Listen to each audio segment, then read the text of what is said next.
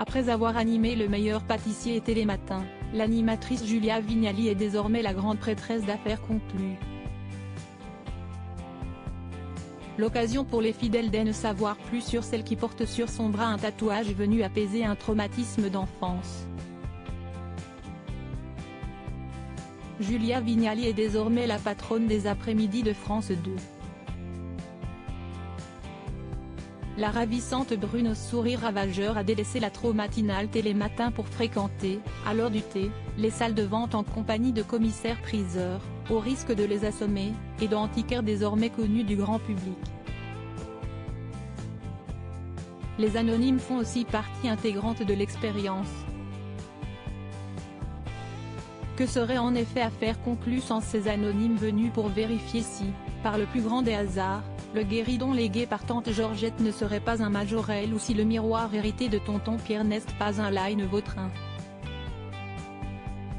On peut toujours rêver. Les téléspectateurs eux se régalent du changement de main.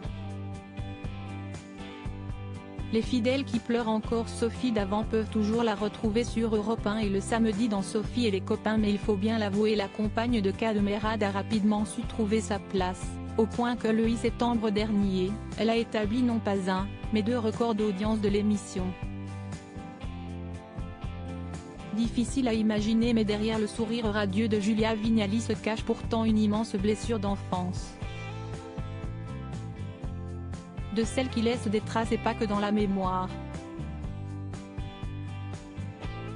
Dans les colonnes de Paris Match en 2017, l'animatrice se livrait, sans phare, sur un accident survenu en 1980, elle n'a alors que 5 ans. Un jour, on décide de m'opérer sinon mon bras ne grandira plus, je me suis renversé mon chocolat chaud sur le pyjama. En acrylique, il a littéralement fondu. Marqué à vie. Et, pour couronner le tout, c'est le matin de la fête des mères. Bonne fête maman, ironise l'animatrice qui révèle que ce souvenir traumatique est son premier souvenir d'enfance. La suite est terrible, la fillette est brûlée au 3e degré. Les services d'urgence ayant mal évalué les dégâts, on a un peu traîné à la maison. Il est trop tard pour une greffe. Du coup, c'est parti pour des années à l'hôpital Saint-Vincent de Paul de Paris, au service des grands brûlés 2 fois par semaine. Alors que mes copines ont danse ou piano, moi j'ai hosto, confie-t-elle encore. Les conséquences sont lourdes. Un jour, on décide de m'opérer sinon mon bras ne grandira plus. Il vaut mieux un bras moche avec une cicatrice qu'un petit bras qui aurait fini sa croissance trop tôt, se remémore-t-elle. Il faut ensuite grandir avec cette immense cicatrice que les vêtements d'été obligent à raconter. Après avoir recherché longtemps à l'effacer, celle qui est passée par la comédie finit par l'apprivoiser, au point de vouloir la sublimer, avec un tatouage.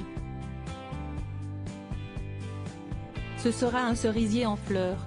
Le tatoueur laisse simplement 3 cm de cicatrice non recouvert, pour le souvenir. Julia Vignali se souvient être rentrée à la maison exténuée par la douleur et pleine de doutes. Je pleure ensuite car je ne parviens pas à m'habituer à ce nouveau bras, confie-t-elle.